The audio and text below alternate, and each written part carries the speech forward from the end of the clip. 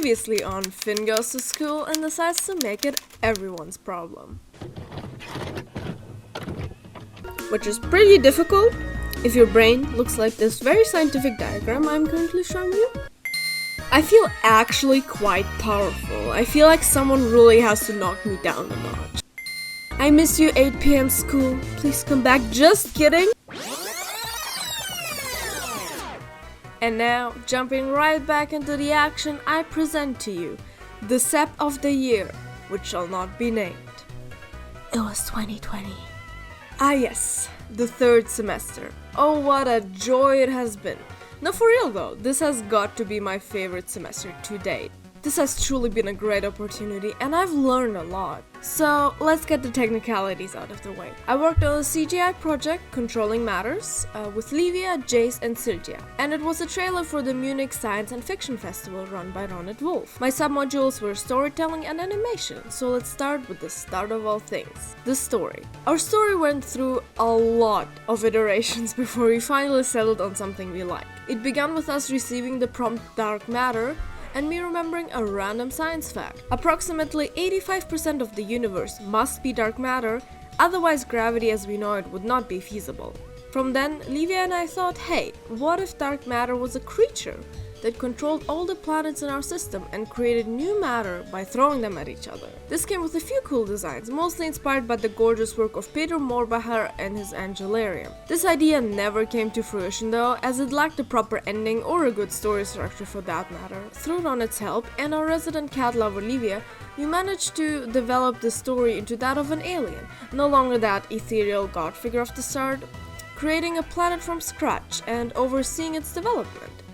This of course goes south when their space kitty jumbles their work and creates the Munich Science and Fiction Festival planet by accident.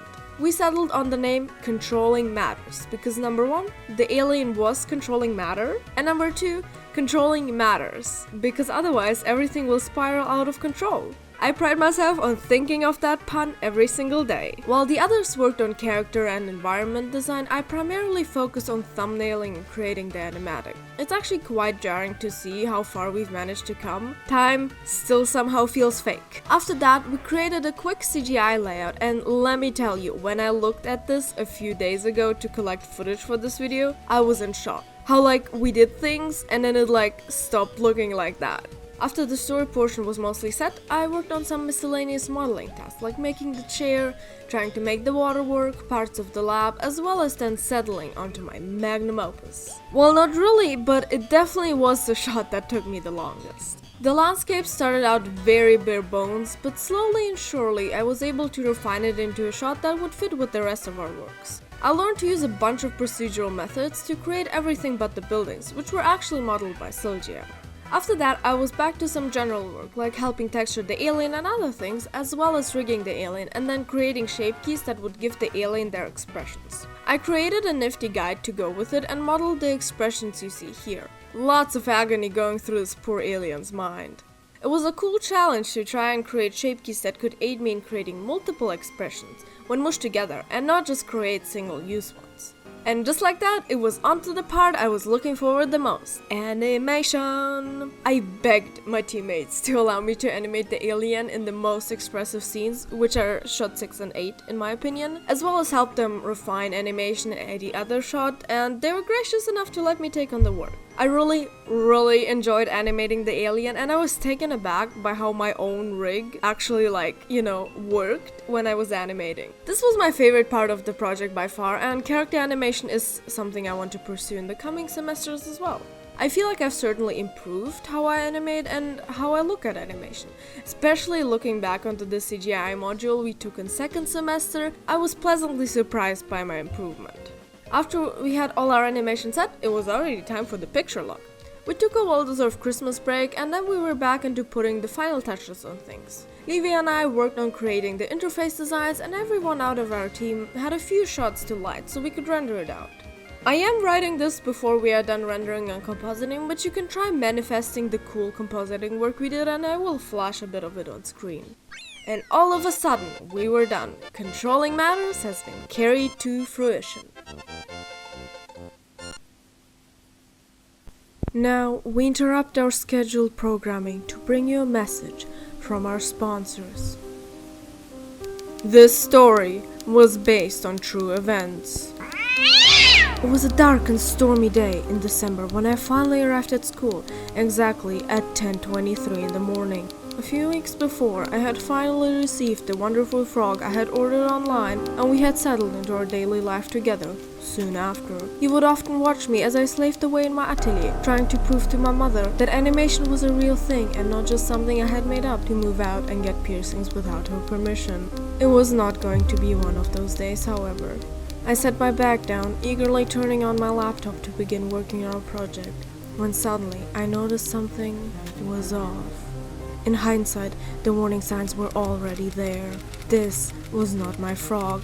He was green, for sure, but my frog had caring, wide-open eyes and different overalls. An imposter was among us. I instantly began scouring the atelier for clues when I stumbled upon the most peculiar crime scene.